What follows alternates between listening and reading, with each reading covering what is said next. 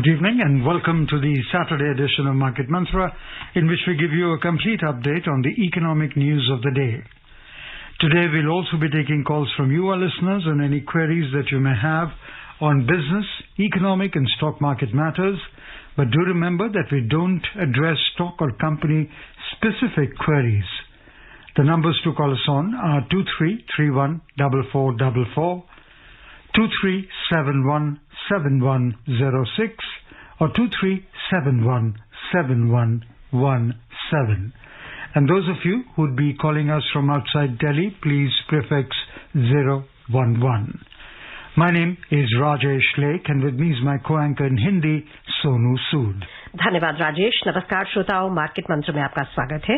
रोज की तरह आज भी हम ताजा आर्थिक खबरें आप तक लाएंगे। आज शनिवार है और प्रत्येक शनिवार की तरह हम आपके प्रश्नों को सीधे प्रोग्राम में शामिल करेंगे।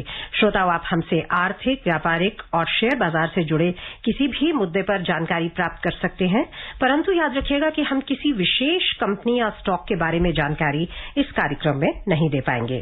प्रश्न पूछने के लिए हमारे नंबर हैं 23314444, 23717106 और तीसरा नंबर है 23717117। दिल्ली से बाहर के श्रोता इन नंबरों से पहले एसटीडी कोड 011 भी डायल करें। आपके प्रश्नों के उत्तर देने के लिए आज कार्यक्रम में आमंत्रित हैं वरिष्ठ आर्थिक विशेषज्ञ शरद कोहली। शरद जी नमस्कार, मार्केट मंत्र में आपका स्वागत है। वेलकम शरद। नमस्कार सोनू, नमस्कार राजेश और सभी श्रोताओं को मेरा अभिनंदन। और अब सबसे पहले हेडलाइंस के साथ हैं राजेश लेख। Prime Minister Narendra Modi to leave for Germany tomorrow to attend the G7 summit. Loan portfolio of micro, small and medium enterprises in March rises 18% year-on-year to 22.7 lakh crore rupees. And on Wall Street, the Dow shoots up 2.7% on easing expectation for rate hike plans. प्रधानमंत्री नरेंद्र मोदी कल Germany में आयोजित G7 शिखर सम्मेलन में शामिल होंगे। सूक्ष्म, लघु और मध्यम उद्योगों का कर्ज पोर्टफोलियो मार्च में वार्षिक आधार पर 18% बढ़कर 22,70,000 करोड़ रुपए दर्ज हुआ और ब्याज दरों में वृद्धि के अनुमानों में राहत आने पर वॉल स्ट्रीट में डाउ सूचकांक 2.7% के उछाल में रहा।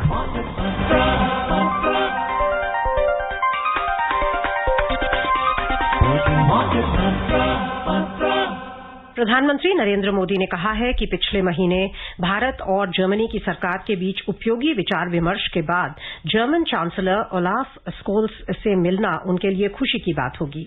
उन्होंने अपनी कल से शुरू होने वाली जर्मनी और संयुक्त अरब अमीरात की यात्रा से पहले कहा कि वह जर्मनी की अध्यक्षता में G7 शिखर सम्मेलन के लिए वहां के चांसलर के निमंत्रण पर जर्मनी के शोल्स एल्मो का दौरा करेंगे।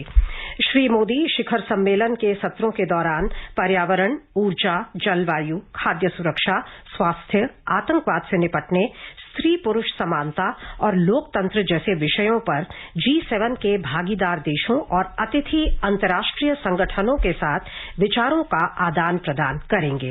We've got two callers online with us, one from Delhi, the other from Madhya Pradesh. First we go to Madhya Pradesh and say hello to Virendra. A warm welcome Virendra, please ask your question. मेरा शरद जी से ये सवाल था कि sir हम market में जैसे अभी मेरे को मार्केट का कुछ भी नहीं पता है, तो सर मैं कहाँ से शुरुआत करूँ जिससे मैं एक अच्छा इन्वेस्टर बन सकूँ? चलिए वीरेंद्र जी, बहुत अच्छा सवाल है। बहुत सारे लाखों करोड़ों लोग पिछले, खासकर अगर मैं 2-2.5 साल की बात करूं, मार्केट से जुड़े हैं और सबके मन में जो आपके मन में आई बात वो यही आई होगी। पर बहुत अच्छा है आपने पहले पूछा, क्योंकि लोग पहले छलांग मार देते हैं और बाद में पूछते हैं कि तैरना कैसे आना चाहिए। तो मुझे लग रहा है कि इसके लिए वीरेंद्र आपको बहुत सारे क्लासेस भी चलते हैं, बहुत सारे लोग हैं जो मार्केट के वेटरन्स हैं, वो क्लासेस चलते हैं ऑनलाइन और या यूट्यूब वगैरह पे आप जाएं, आपको बहुत सारे बेसिक वीडियोस मिलेंगे, उसमें से आप सीख सकते हैं। पर आप वाकई में अगर मार्केट में करना चाहते हैं, आप निवेश मार्केट को सीखना चाहते हैं, तो मैंने जो आपको ये तरीके बताए, आप अगर ऑनलाइन जाएंगे आपको बहुत सारे मार्केट के बेसिक कोचिंग एजुकेशनल क्लासेस मिलते हैं, वहां पर आप एजुकेशन लें इसका, क्योंकि मार्केट के बेसिक्स पता होने बहुत जरूरी हैं।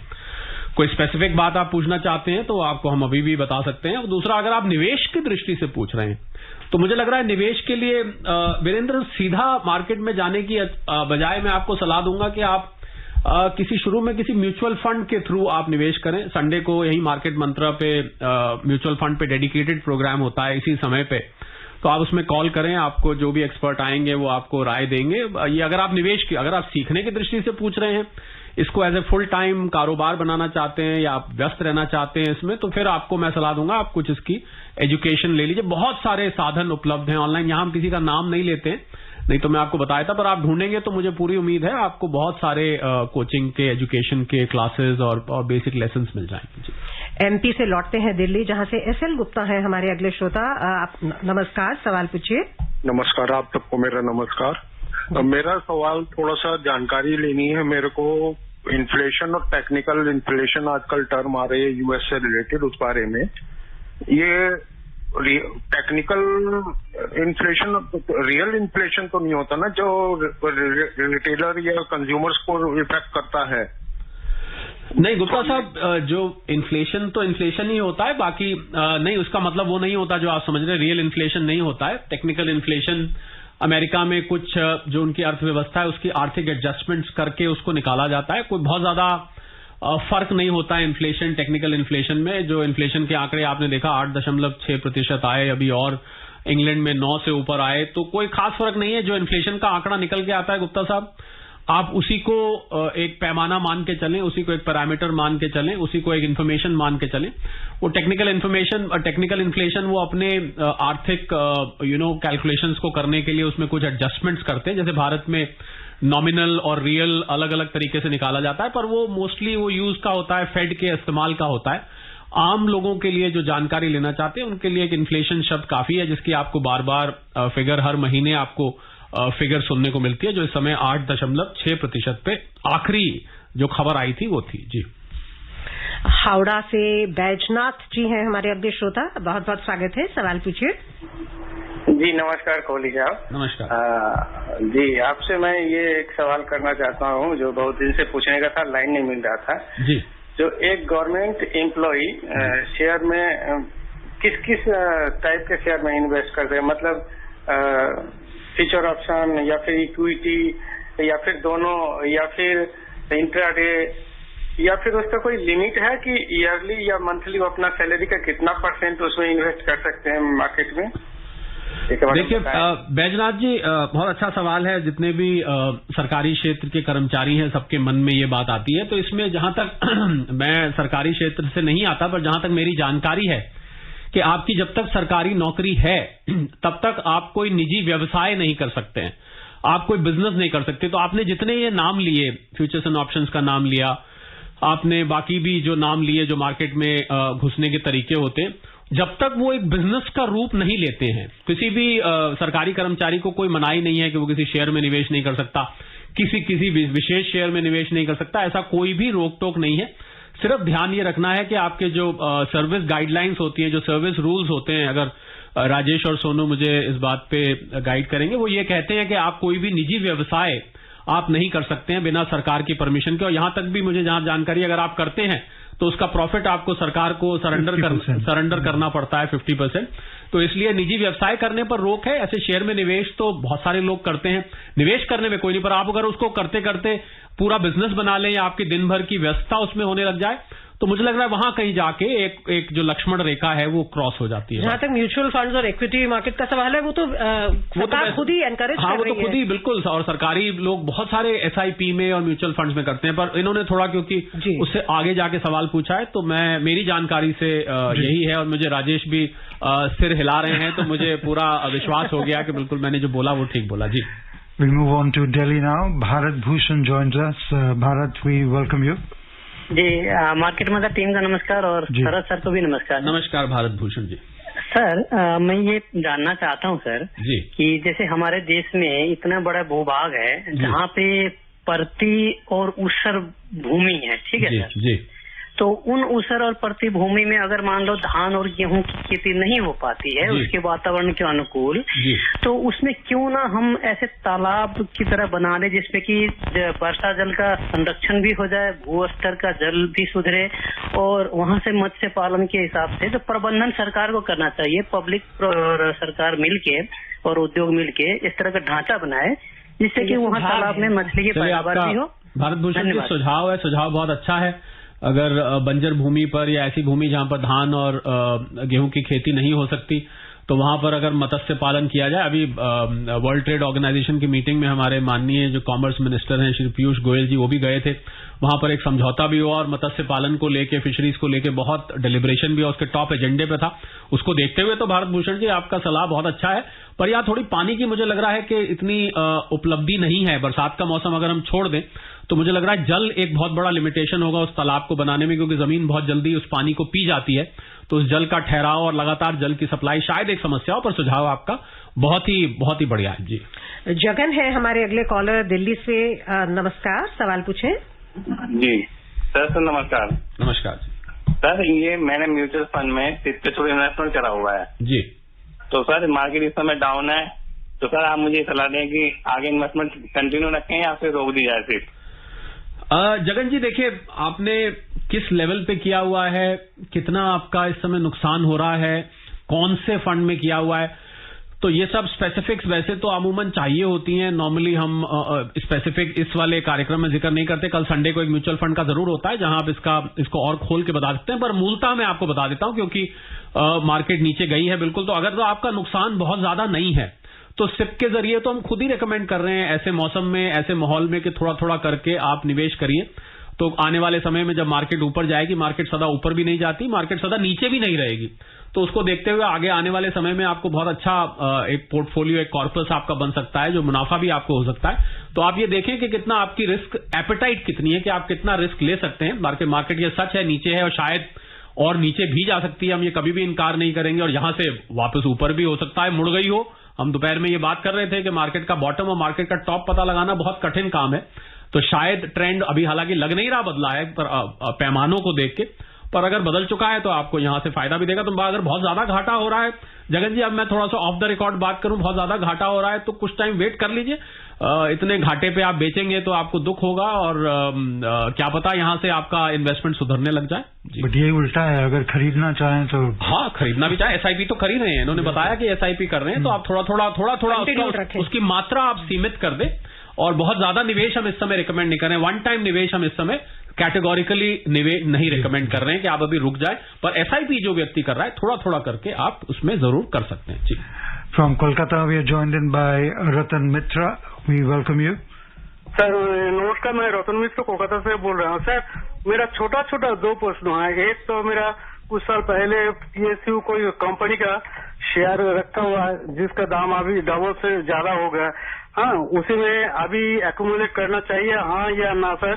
और दूसरा स्टील, कॉपर और जिंक, एल्यूमिनियम, इसी में निवेश करना चाहते हैं, कहाँ निवेश करने से मेरा ऐसा ही फायदा होगा सर? बोल देने से अच्छा होगा सर। रतन मित्र जी, आपने नाम लिया कोई पीएसयू का शेयर है। अब ये कौन सा शेयर है ये तो हम आपसे पूछेंगे भी नहीं, क्योंकि हम बताएंगे नहीं तो आपसे पूछेंगे भी क्यों। But more than double. हाँ, और बहुत डबल से ज्यादा हो चुका है रतन मित्र जी, तो ये तो बड़ी सेलिब्रेट करने वाली बात है, बहुत खुशी की बात है। तो मैं सलाह आपको ये दूंगा, अगर मोर देन डबल हो चुका है तो एक दफे अगर आप प्रॉफिट बुक करना चाहते हैं तो आप उसको बुक करके बाहर आ जाएं, और कहीं शाम को अपना जाके कहीं फैमिली को डिनर विनर पे भी ले जाएं उस मुनाफे से, और फिर उसमें आप दोबारा एंटर कर जाए। कम से कम एक बार प्रॉफिट आपको मिल जाएगा। अब ये तो स्पेसिफिक एडवाइस तो बिना स्पेसिफिक, देखो कि पीएसयूज भी कुछ नवरत्न है, कुछ थोड़ी कम मुनाफे वाली हैं, कुछ घाटे वाली भी हैं। तो अब ये तो डिपेंड करता है, पर आपका डबल हुआ है तो लाजमी बात है कि वो पीएसयू अच्छा कर रही होगी। तो एक बार प्रॉफिट बुक करें, दोबारा से जब इसमें थोड़ी सी करेक्शन आए तो उसमें आप री एंटर करें। दूसरा, आपने मेटल क्षेत्र का पूछा। मेटल क्षेत्र अभी इस समय काफी उथल पुथल मची हुई है, किसी दिन बहुत तेजी दिखती है, किसी दिन बहुत नीचे दिखता है। अगर ये रिसेशन, रतन मित्र जी इस पर नजर रखें, अगर ये रिसेशन आता है, ये रिसेशन की जो बातें की जा रही हैं अगर वो सत्य निकलती हैं तो शायद मेटल और नीचे जाए, पर अगर रिसेशन से हम बच जाते हैं तो आपको मेटल में वापस उछाल आता दिखेगा, क्योंकि ऑटोमोबाइल्स की और भी जहां कंस्ट्रक्शन में दो जगह सबसे ज्यादा यूज होता है, मुझे लग रहा है उसकी मांग वापस आ सकती है। और आपको उसमें फिर से उछाल दिख सकता है। पर आप रिसेशन पे नजर रखें, मार्केट को जैसे करेक्शन हो उस पर ध्यान रखें किस वजह से हो रही है, ऐसे आप निर्णय अच्छा ले पाएंगे। चलते हैं भोपाल, जहां से हमारे अगले श्रोता शंकर हमारे साथ हैं। स्वागत है, सवाल पूछिए। नमस्ते मार्केट मदर टीम। सर, ये आजकल जो 3 चीजों की लड़ाइयां चल रही है, कमोडिटी, सुपर पावर, टेक्नोलॉजी और कैपिटल, 3 चीजों की आपस में काफी जबरदस्त लड़ाई छिड़ी है, तो इनका कितना महत्व है? क्या किसी की जीत संभव होगी? क्या commodity will overtake capital and technology in the current scenario? और आपको what is your future vision for this in terms of US market going down and dollar demise versus India, जिसमें हम लोग हेवीली इन्वेस्टेड हैं? Thank you. Shankar ji, आपने पूछा commodity, capital और technology, अब इनमें आपस में देखिए एज ए मार्केट जब हम लेते हैं तो संबंध बन जाता है, पर वैसे इनमें डायरेक्टली कोई ऐसा विशेष संबंध नहीं है। कमोडिटीज में हमारे प्रेशियस मेटल्स आ जाते हैं और ये जीरा हो गया, बहुत सारी चीजें हो गई जो इसमें आ जाती है, मेटल्स भी आ जाते हैं। आपने कैपिटल की बात करी, कैपिटल तो एक अलग, बिल्कुल अलग कॉन्सेप्ट है। दूसरा आपने टेक्नोलॉजी की बात करी, टेक्नोलॉजी में टेक्नोलॉजी और आईटी भी आ जाता है उसके अंदर। तो मुझे मतलब पूरी तरह से प्रश्न क्लियर नहीं हो पाया कि आपस में लड़ाई चल रही। लड़ाई तो पूरी दुनिया में इस समय इन्फ्लेशन से चल रही है, बाकी किसी चीज से लड़ाई चल रही है या नहीं चल रही। दूसरा आपने यूएस मार्केट्स का पूछा, तो यूएस मार्केट्स मुझे लग रहा है जुलाई में जो फेड की फिर मीटिंग होनी है उसमें जो ब्याज की दरें वो 50 बेसिस पॉइंट बढ़ाते हैं, 75 बढ़ाते हैं, या कहीं कहीं कल जेरोम पावल साहब ने अपनी टेस्टिमनी में 1% की भी हल्का सा सुगबुगाहट सी दी थी। तो ये सब उस पर निर्भर करेगा। मुझे लग रहा है कि यूएस स्टॉक मार्केट्स ही बाकी की दुनिया को निर्धारित करते हैं, तो उम्मीद करते हैं कि यहां से और ज्यादा नेगेटिव में वो ना जाए। पर अगर कहीं रिसेशन वगैरह आ गया शंकर जी, तो फिर यहां से हमें थोड़ा सा और बेरिश ट्रेंड कंटिन्यू होता दिख सकता है। Ratnakar from Mumbai joins us now. Ratnakar, we welcome you. Hello, good evening sir. Good evening. हाँ, मेरे 2 सवाल है। पहला सवाल है कि अभी रेलवे मिनिस्ट्री तो वैसा प्रॉफिटेबल में है, तो उनका जो सीनियर सिटीजन का जो कंसेशन उन्होंने कैंसिल किया है, उसका रीजन क्या है और वो फिर कभी चालू होने वाला है? बीच में न्यूज आती थी को रेलवे कंसेशन सीनियर सिटीजन के लिए मिलेगा, उसके बारे में सवाल है। और दूसरा सवाल है कि क्रूड ऑयल के रेट वैसे ऑल वर्ल्ड में वैसे कंट्रोल में आए हैं, तो कभी भी शेयर मार्केट में क्रूड ऑयल जो कंपनी के शेयर है, सीएनजी, पीएनजी, ये भी अभी तक ऊपर नहीं आ रहे, उसका रीजन क्या? रत्नाकर जी, जो आपका पहला क्वेश्चन है वो तो खबरों से रिलेटेड है। अब रेलवे ने क्यों बंद किया, कब वो शुरू करेगा, मुझे लग रहा है ये तो न्यूज रिलेटेड क्वेश्चन है, तो ये तो इसको आपको रेलवे की न्यूज को ट्रैक रखना चाहिए कि क्यों उन्होंने सीनियर सिटीजन्स को क्यों किस कारणों से विड्रॉ किया है, कब शुरू करेंगे, ये खबरों से रिलेटेड है, तो इसको मैं स्किप करना चाहूंगा। क्रूड ऑयल का आपने दूसरा जो पूछा, देखिए क्रूड ऑयल जब बढ़ता है तो उसमें होता क्या है कि क्रूड ऑयल की डिमांड उससे गिरती है।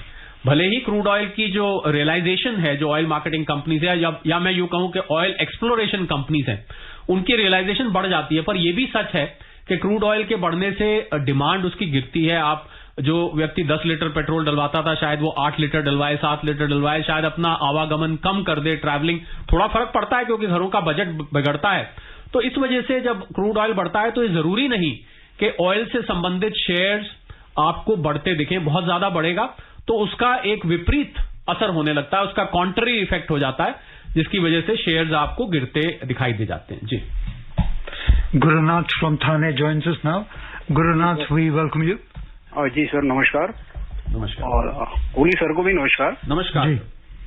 सर, मेरा क्वेश्चन है सर, ये जो इन्फ्लेशन का प्रॉब्लम हो रहा है सभी जगह हो रहा है हमारे देश में, सर हमारी गवर्नमेंट या आरबीआई जब इस पे जो उपाय योजना करती है तो कभी वो कंज्यूमर जो इन्फ्लेशन इंडेक्स है उसको कम करने की कोशिश रहती है। सर, ये होलसेल इन्फ्लेशन इंडेक्स को मतलब क्यों कम, उसके पे ध्यान क्यों नहीं दिया जाता है? क्योंकि रिटेलर तो वही से खरीदते हैं, तो वैसे उनको सस्ता मिलेगा तो कंज्यूमर को सस्ता मिलेगा, इसका कारण क्या है सर? Thank you. ऐसा नहीं है गुरुनाथ जी के होलसेल और कंज्यूमर सीपीआई डब्ल्यूपीआई दोनों अलग अलग चीजें। अगर मैं आपको डब्ल्यूपीआई की कॉम्पोजिशन बताऊं तो उसमें प्राइमरी आर्टिकल्स आते हैं, जिसमें फूड आर्टिकल्स हैं, नॉन फूड आर्टिकल्स हैं, फ्यूल एंड पावर है, मैन्युफैक्चरिंग प्रोडक्ट्स है। और अगर हम सीपीआई में जाएं तो उसमें भी फूड आइटम कुछ अलग है, उसमें फ्यूल की इंक्रीज प्राइस का असर होता है, उसमें कंपनी से जो सामान आता है उस पर असर होता है। तो कुल मिला के हम देखें तो WPI, इसीलिए आपको देखेंगे जब WPI बढ़ के आता है तो उसका असर कंज्यूमर प्राइस इंडेक्स पे कुछ दिन बाद आता है, कुछ इनका समय काल का भी फर्क आता है, क्योंकि पहले होलसेल इन्फ्लेशन आता है, उसके बाद धीरे धीरे वो कंज्यूमर्स को पास ऑन किया जाता है जहां पर कॉमन आइटम्स हैं। तो सरकार जब भी चेक करती है, जो भी कदम उठाती है गुरुनाथ जी, जो कदम कंज्यूमर प्राइस इंडेक्स पर असर करते हैं वही कदम साइमल्टेनियसली होलसेल प्राइस इंडेक्स पर भी असर करते हैं। आप जैसे एक्साइज काटा गया पेट्रोल और डीजल पर, तो ये तो होलसेल प्राइस इंडेक्स पर भी असर करेगा, कंज्यूमर पर भी, क्योंकि वहां कैस्केडिंग इफेक्ट आता है। तो हम इसको इस तरीके से ना देखें, हम देखें कि जो भी कदम उठाया जा रहा है दोनों ही इन्फ्लेशन को टारगेट करा जा रहा है, और पहले कंज्यूमर को किया जाता है क्योंकि ग्राहक के हाथ में समान कंज्यूमर प्राइस इंडेक्स उस प्राइस पे जाता है जिसपे हम इंडेक्स को नापते हैं। जी। और अब चलते हैं देहरादून, जहां से हमारे श्रोता मोहन हमारे साथ है। स्वागत है आपका, सवाल पूछिए। नमस्कार मार्केट पंडित सिंह जी। सर मेरा सवाल ये है कि F&O का जो लॉस होता है वो डिविडेंड या इंटरेस्ट इनकम में कंपनसेट हो सकता है?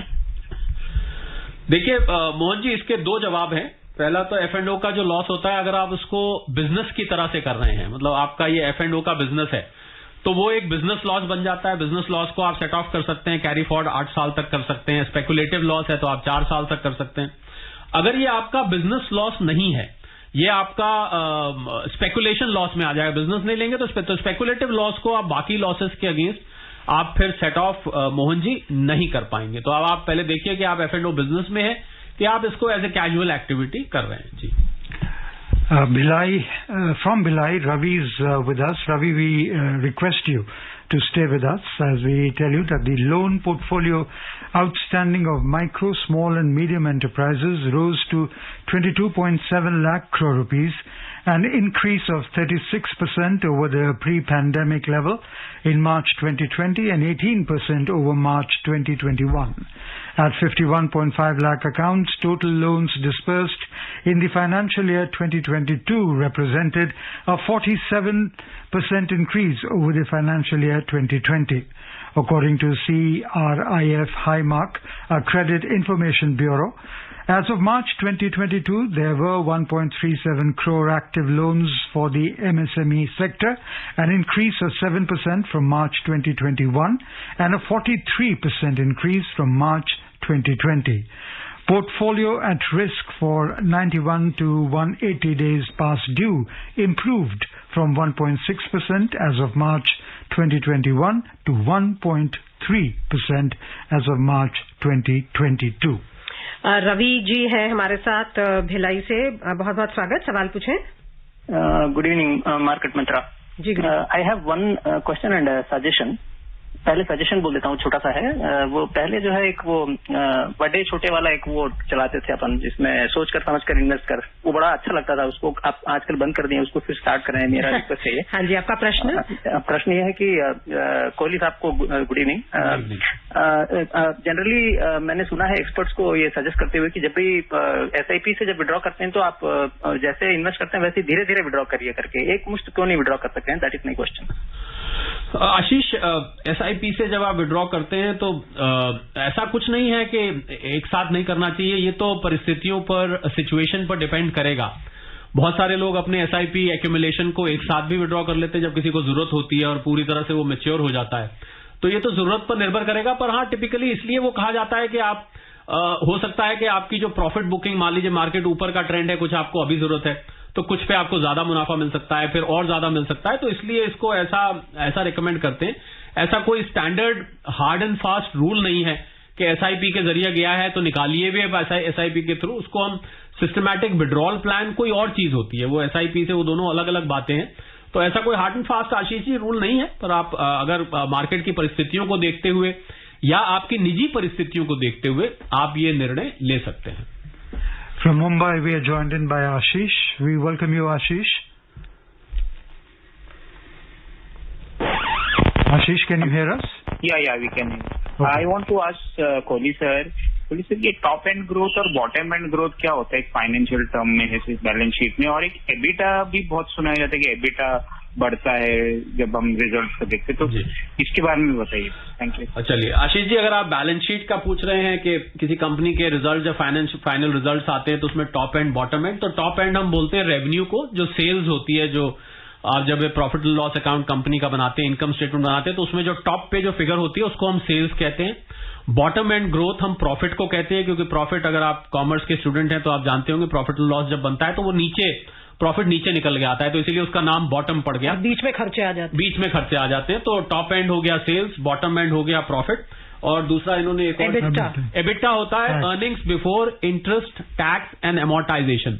तो एबिटा बोलते हैं उसको, कि आप जब किसी भी कंपनी का मुनाफा देखते हैं तो वो जो असली मुनाफे की जब पैमाइश होती है, कंपैरिजन होता है या उसका असेसमेंट होता है, तो वो एबिटा के जरिए होता है, वो सबसे एक्यूरेट माना जाता है। अर्निंग्स बिफोर मतलब अर्निंग्स इंटरेस्ट से, टैक्सेस से, अमोर्टाइजेशन से, डेप्रिसिएशन से पहले जो अर्निंग्स है, क्योंकि ये सब below the line right offs होते हैं या इससे एक्चुअल प्रॉफिट नहीं निकल पाता है।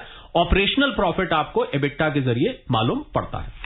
Let's see how the U.S. markets fared yesterday. On Wall Street, key indices soared yesterday in a broad rally as signs of slowing economic growth and a recent pullback in commodity prices eased expectations for the Federal Reserve's rate hike plans. The S&P 500 rose over 3% for its biggest one-day percentage rise since May 2020. All 11 of the benchmark indices sectors ended at least 1.5% higher. So the Dow Jones Industrial Average shot up 823 points or 2.7% to end at 31,501. The S&P 500 jumped 116 points or 3.1% to close at 3,912, and the Nasdaq Composite surged 375 points or 3.3% to 11,608. For the week, the S&P 500 rose 6.4%, the Dow added 5.4%, and the Nasdaq gained 7.5%. Meanwhile, U.S. consumer sentiment fell to a record low in June, but Americans saw a marginal improvement in the outlook for inflation, a survey showed yesterday. Data on Thursday had pointed to slowing U.S. business activity in June. Also, helping ease inflation fears was a sharp drop in commodity prices this week. The Refinitiv Core Commodity Index measures prices for energy, agriculture, metals and other commodities fell to a roughly 2-month low on Thursday after hitting a multi-year peak earlier in June. क्या कहेंगे आप, जो commodity prices में fall है वो ज्यादा important है हमारे लिए, हमारे बाजार के लिए, इकोनॉमी के लिए, या वहां रिसेशन आना? मुझे लग रहा है रिसेशन ज्यादा इम्पोर्टेंट है, क्योंकि अगर अमेरिका जैसी अर्थव्यवस्था में सोनू रिसेशन आता है तो उसका जो रिपल इफेक्ट हम अंग्रेजी में कहते हैं, वो रिपल इफेक्ट आपको पूरी दुनिया में महसूस होगा और भारत भी उससे अछूता नहीं रहेगा, क्योंकि अमेरिका सबसे बड़ी अर्थव्यवस्था है दुनिया की। तो मुझे लग रहा है कि अमेरिका में ढूंढे जा रहे हैं कुछ पॉजिटिव सिग्नल्स मिल जाएं इस इन्फ्लेशन की वजह से जो ग्लूम क्रिएट हुआ है, उसमें सब ढूंढने की कोशिश कर रहे हैं, कहीं से कोई अच्छी खबर दिख जाए। तो इसीलिए आपको जब ये थोड़ी इन्फ्लेशन को पीक करने की खबर को देखा तो ऐसा लगा कि कुछ शायद यहां से इंप्रूवमेंट हो, पर मुझे लग रहा है अभी बहुत जल्दी होगा कुछ भी कंक्लूड करना। जैसा हम दिन में बात कर रहे थे कि यहां से मार्केट टर्न अराउंड होंगे नहीं होंगे, ये अभी समय बताएगा, क्योंकि अभी रिसेशन का जो वर्ड है वो अभी भी घूम रहा है। जब तक इस वर्ड को हम भुलाएंगे नहीं तब तक मुझे लग रहा है मार्केट कोई परमानेंट एक ट्रेंड नहीं ले पाएगा। इनफैक्ट कुछ ही दिनों में हमें पता लग जाएगा। जी बिल्कुल पता लग जाएगा जी।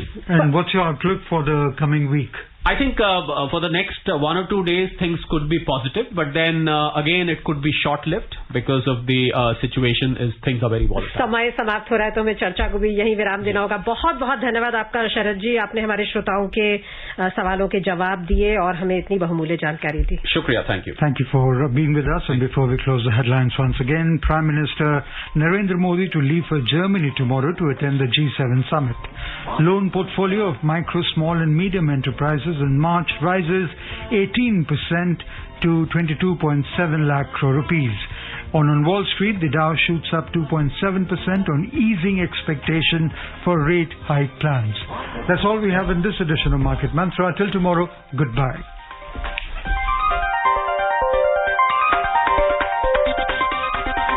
Market Mantra.